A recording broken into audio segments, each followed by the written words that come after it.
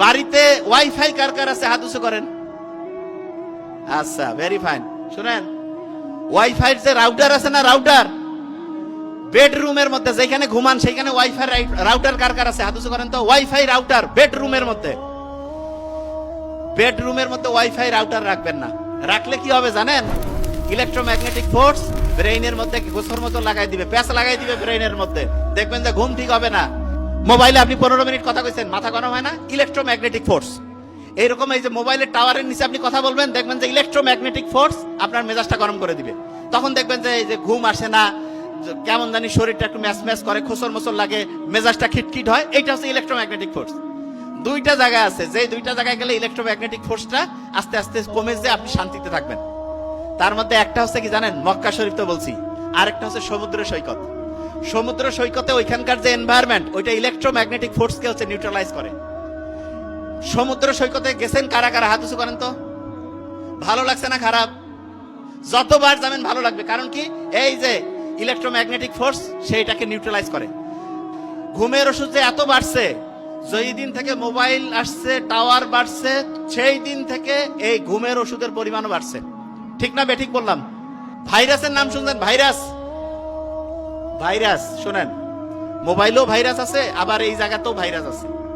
Virus আপনাকে যাতে attack করতে না পারে এই জন্য আপনার শরীরের মধ্যে ফাইটিং কোর্স আছে। শুনেন, আল্লাহ কি অসাধারণ। ভাইরাস থেকে একটা জিনিস শেখার আছে। আপনি মনে করেন যে এই যে এই মোবাইলটা ধরেন ভাইরাস, এইটা ধরেন ভাইরাস, এইটাকে আমি এই কাপের উপরে রাখলাম, কাপের উপরে এই ভাইরাসটাকে কাপের উপরে রাখছি। কাপটা কি একটা জীব না জড়? জড়, এর তো জান নাই। তাই এর উপরে যখন ভাইরাসকে রাখবো তখন তার কোনো জীবন থাকবে না, তার জীবন নাই। আবার এইটাকে মনে করেন আমি আমার শরীরের যোগ করলাম, তখন এই জীবন ফিরে পাবে। যে ভাইটা কি করছে না, এরকম জিনিসকে বলে ভাইরাস। তার মানে সে যদি কোন একটা বস্তুর মধ্যে থাকে তাহলে সে বস্তু হয়ে গেল, তার জীবন নাই। সে যদি কোনো জীব, কোনো প্রাণী, কোনো উদ্ভিদের শরীরে আসে তখন সে জীবন ফিরে পায়। আপনি এখন চিন্তা করেন তো, আল্লাহ যদি চায় দোজকের মধ্যে খালি ভাইরাস যদি সেট করে রাখে আর শরীর গিলা যাওয়ার পরে যদি অ্যাটাক দেয়, কি অবস্থা হবে? ভাইরাসের কিন্তু কোনো মৃত্যু নাই, জানেন? ভাইরাসের কোনো মৃত্যু নাই। কিসের মরে হয়? ওই খালি সংখ্যা বাড়ায়, একটা থেকে দুইটা, দুইটা থেকে চারটা, এরকম করে সংখ্যা বাড়াবে, জীবন টানা নাড়া করে ফেলবে, একেবারে ধ্বংস করে ফেলাবে। আচ্ছা, এখানে আমরা যারা আছি, আমাদের আব্বা আম্মার সাথে আমাদের বয়স সাধারণত 20 বছরের পার্থক্য থাকে না? এই কথা কন না কেন? 20। দই যে মুহাম্মদ সাল্লাল্লাহু আলাইহি ওয়াসাল্লাম সুন্নত, এত উপকারী, শেষ করতেছি। দইয়ের মধ্যে ব্যাকটেরিয়া আছে, ব্যাকটেরিয়া। আপনি কি জানেন একটা ব্যাকটেরিয়া মনে করেন পৃথিবীতে আসলো এখন, আপনি মনে করেন একটা ছোট্ট বাচ্চা পৃথিবীতে আসলো, ওর আব্বা মা হইতে, ছেলে হইলে আব্বা হইতে, মেয়ে হইতে আম্মা হইতে 20-15 বছর বয়স লাগবে না? পৃথিবীতে একটা ব্যাকটেরিয়া যে এখনই আসলো, ওর আব্বা হইতে মানে ওর কাছ থেকে নতুন বাচ্চা আসতে কত বছর লাগতে পারে? কত আইডিয়া? কতক্ষণ? কয় বছর? ধরেন যে আমি এই যে যখন বক্তব্য শুরু করছি, ধরেন যে একজন ব্যাকটেরিয়া আসলো, 20 মিনিট পরে সে আব্বা হয়ে গেল, 40 মিনিট পরে সে দাদা, 60 মিনিট পরে গ্রেট গ্র্যান্ডফাদার হয়ে গেল। তার মানে প্রতি 20 মিনিটে একটা নতুন জেনারেশন আসে। বুঝেন নাই তো? বাংলাদেশের এখন মনে করেন লোক 20 কোটি, যদি 20 মিনিট পরে প্রত্যেকের আরেকটা করে বাচ্চা হয় তাহলে কয় কোটি হবে 20 মিনিট পর? হ্যাঁ, 40, তারপরে 80, তারপরে কত? 160 কোটি। ব্যাকটেরিয়া 20 মিনিটে আগে পৃথিবীতে আসলো, 20 মিনিট পরে সে আব্বা হয়ে গেল, 40 মিনিট পরে দাদা হয়ে গেল, 60 মিনিট পরে পরদাদা হয়ে গেল। আমরা আমাদের বাচ্চা কাচ্চা নিয়ে অনেক সময় অহংকার করি না?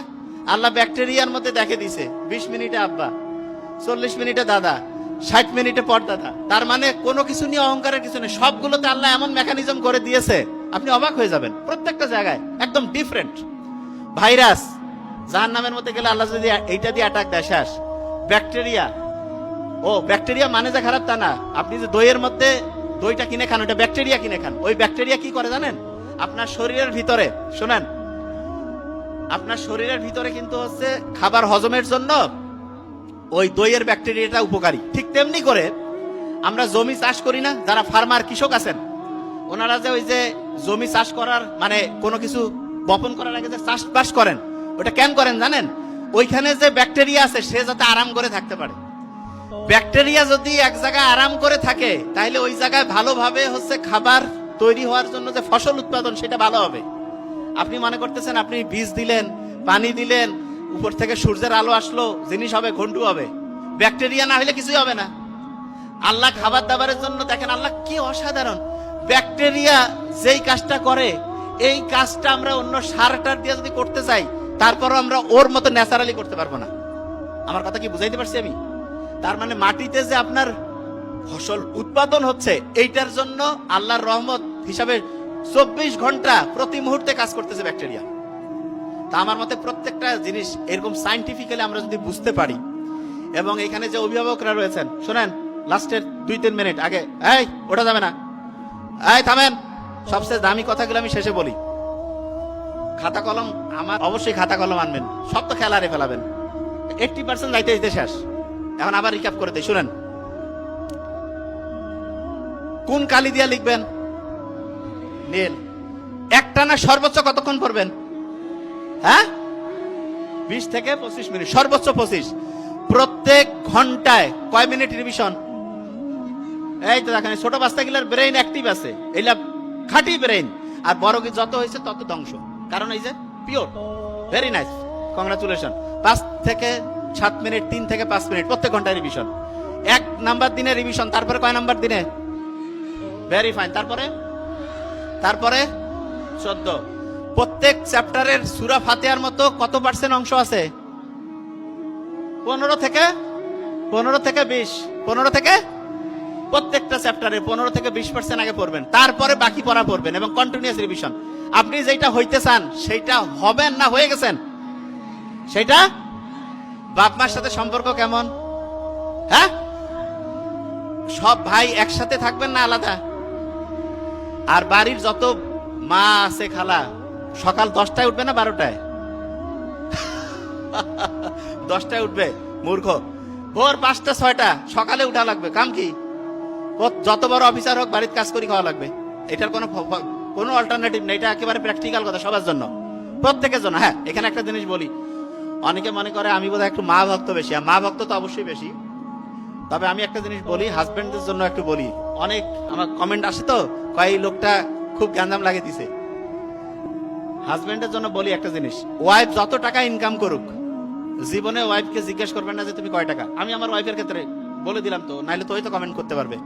জীবনে আমি জিজ্ঞাসা করি না যে তুমি কত টাকা বেতন পাও কি। জীবনে আমি কেন, আমি একটা ছোট লোক, ওর টাকা যা পারছে করুক। এবং আপনার ওয়াইফে যত টাকা ইনকাম করুক, হাজবেন্ড হিসেবে আপনার দায়িত্ব তাকে টাকা দেওয়া। তবে হ্যাঁ, এখানে আপনার কোটি টাকা দেখে আপনি বিশাল বেশি টাকা দিবেন। টাকা দেওয়ার ক্ষেত্রে আমার হিসাব আছে। আপনি আপনার বাচ্চাকে আন্দাজে টাকা দিবেন, ধ্বংস হয়ে যাবে। যেই টাকা লাগে তার চাইতে 20% কম দিবেন। মানেটা কি? লাগে 10,000 8,000 দিবেন, লাগে 5,000 4,000 দিবেন। যে ভাই এটা কি? কাজ করো, ভালো পরিশ্রম করো, ভালো ব্যবহার করো, অন্যের সাথে চমৎকার আচরণ করো, আস্তে আস্তে বোনাস পাবা। আর আপনারা কি করেন? লাগবে 10,000 দিয়ে দিলেন 12,000 20,000, ধ্বংস হয়ে যাবে। এবং প্রত্যেক ছেলে মেয়েকে বারবার বলতেছি, এলাকায় আছে না, শুনেন, এই যে ছোট্ট ছেলে মেয়ে মেট্রিক ইন্টারের পরে স্মোকিং করে সবার সামনে, আসসালামু আলাইকুম বলে ওকে থামাবেন। এলাকার 2-4 জন বড় ভাই বলবেন যে ভাইয়া তুমিও দাও, আমরা একসাথে খাই, তোমার আব্বা আম্মাকে ফোন দেই, একসাথে বসে খাবো, ভালো খাবার। প্রত্যেক এলাকা থেকে যদি আমরা এটা শুরু করি, একটা ছোট্ট বাচ্চার ক্ষমতা আছে, হয় সিগারেট খাইতে পারে। আর কিভাবে সিগারেট খায়? কিসের ফ্রিডম? আমি ছোট বাচ্চার ফ্রিডমে বিশ্বাস করি না, অত কোনো বুদ্ধি নেই। আর কিসের ফ্রিডম? ওই যখন বড় হবে তখন দেখা যাবে। আর আজে বাজে কাজে কোনো ফ্রিডম চলবে না। ওই বিড়ি খাচ্ছে মাত্র 50 টাকা না 300 টাকা জরিমানা। এটা জরিমানা করা উচিত ছিল 30 লাখ টাকা। বিড়ি কত ক্ষমতা হয়েছে সেটা দেখি, তোর স্ট্যাটাস কি সেটা দেখি। 30 লাখ টাকা জরিমানা হবে যে বিড়ি খাবে। এই বিড়ি খায়া খায়া দেশটা ধ্বংস হয়ে গেছে। এত বিড়ি, এত তামাক আমাদের উত্তরবঙ্গে আছে, এগুলো সব বন্ধ করে দেওয়া লাগবে। তামাক সেক্টরের যে লোক, এগুলো সব অন্য জায়গায়, শয়তানি সব ঢুকছে সব। শোনেন, বাড়ি থেকে শুরু করবেন। এলাকায় যত বড় গুন্ডা বদমাশ আছেন, আর ভালো ছেলে পেলে যারা, শোনো, যারা ভালো ছেলে পেলে একসাথে মসজিদে নামাজ পড়তে যাবা, একসাথে চলাফেরা করবা। যে কোনো জায়গায় যদি অন্যায় দেখো, আগে দেখবা যে অন্যায়, প্রত্যেকে যায় বাধা দিবা যে না আমি তো ভালো ছেলে, আমি বই নিয়ে পড়বো। বই পড়ি কাম নাই, বই পরে বহু পড়া যাবে। অন্যায়ের প্রতিবাদ 1 নম্বরে অন্যায়ের প্রতিবাদ। বুঝাইতে পারছি আমি কি বলছে? এই অনুযায়ী তোমরা করবা। এবং একটা জিনিস বলি, সারা বাংলাদেশ নোবেল তো আজকে অসাধারণ বলছে, 30 বছর পরে, আমরা 30 বছর না, আল্লাহ যদি চায়, জোহরান মামদানি 1 বছর আগে ইন্টারভিউ নিতে গেলে মানুষকে তাইফির কায়রে চিনে না, আর এখন তার স্পিচ শোনার জন্য হাজার হাজার লোকজন আগায় আসতেছে। কেন? কারণ সত্যি কথা বলছে। যারা সামনে সারা দেশকে লিড করবে, আরেকটা জিনিস, স্টুডেন্ট যারা আছে না, প্রত্যেকেই পলিটিক্স করবা, প্রত্যেকে, আমি বলতেছি প্রত্যেকে পলিটিক্স। আব্বা আম্মা যদি কয় কবে যে নাবিল স্যার কয়ে গেছে, প্রত্যেকে পলিটিক্স করবে। তবে হ্যাঁ, শোনো আগে, পলিটিক্স মানে কি সেটাকে বুঝতে হবে। পলিটিক্স মানে পড়াশোনা 1 নম্বরে। ও বাবা, এখন যে না, পলিটিক্স মানে 1 নম্বরে পড়াশোনা, তারপরে অন্যায়ের প্রতিবাদ। পড়াশোনা না করলে অন্যায়ের প্রতিবাদ করতে পারবে না। তো যাবা, তোমাকে আইন কানুন দেখাই দিবে যে ভাই নিয়ম নাই। তোমার আইন কানুন সবচেয়ে বেশি জানতে হবে, সবচেয়ে তুমি বেশি জানো, সবচেয়ে বেশি বুঝো, সবচেয়ে সুন্দর বলতে পারো, সবগুলোতে সব পজিটিভ বৈশিষ্ট্য আছে। চোর বাটপা ঠান্ডা হয়ে যাবে যে ভাই এর সাথে গ্যাঞ্জাম করতে গেলে গ্যাঞ্জাম লাগাই দিবে। আর তুমি হচ্ছে মূর্খ। শোনো, আন্দাজে যে এক জায়গায়, বুদ্ধি আগে করতে হবে, তোমার শক্তিশালী হইতে হবে। ইসলাম শক্তিশালী হইতে উৎসাহিত করছে। এই জন্য ইসলাম ফজর থেকে শুরু করে এশা পর্যন্ত নামাজ, রোজা, এই নিয়মগুলোর মধ্যে থেকে তুমি তোমার নিজেকে শক্তিশালী করবা, তোমার তারুণ্যের যে শক্তি সেটাকে ভালো কাজে লাগাবা, এবং এমন অসাধারণ হবা তুমি, যেই দিকে যাবা তুমি নিজেই একটা ম্যাগনেট হয়ে যাবা। Thank you so much. আসসালামু আলাইকুম।